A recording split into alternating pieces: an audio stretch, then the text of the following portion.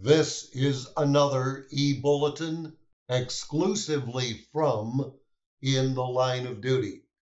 You have stopped to help a stranded motorist who says he wants or needs to go to the hospital with no obvious signs of injury.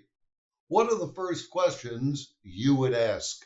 Where are you hurt or hurting? Might be among the first. If the subject doesn't give an immediate answer, does your antenna go up?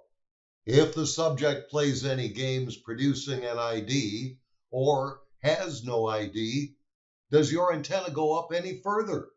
Never forget to ask his or her full name, date of birth, and age, even if an ID is produced.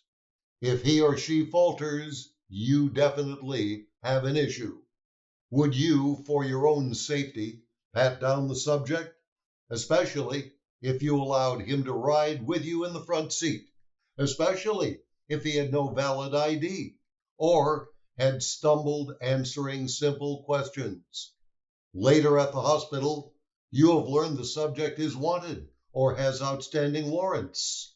Would you confront him by yourself or wait for backup? Would you have confronted him in the hospital or waited for backup and confronted him either outside the hospital or in a safer environment? What are your thoughts about stranded motorists in general? Do you treat them with compassion and concern? Or do you treat them with compassion, concern, and officer's safety in mind?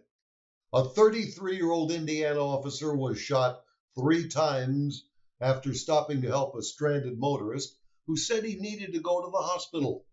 At some point, the officer found out the subject had been wanted for earlier crimes. When he confronted the subject in the emergency room, the man brandished a gun and shot the officer, who survived following 8 hours of surgery.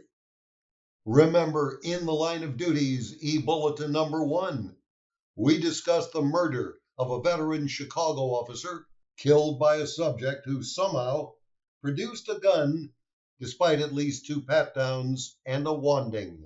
That subject had also claimed he needed hospitalization after ingesting drugs. Beware, be very aware out there. For law enforcement's only reality-based video and online training, visit us at lineofduty.com. And that's an exclusive e-bulletin from In the Line of Duty.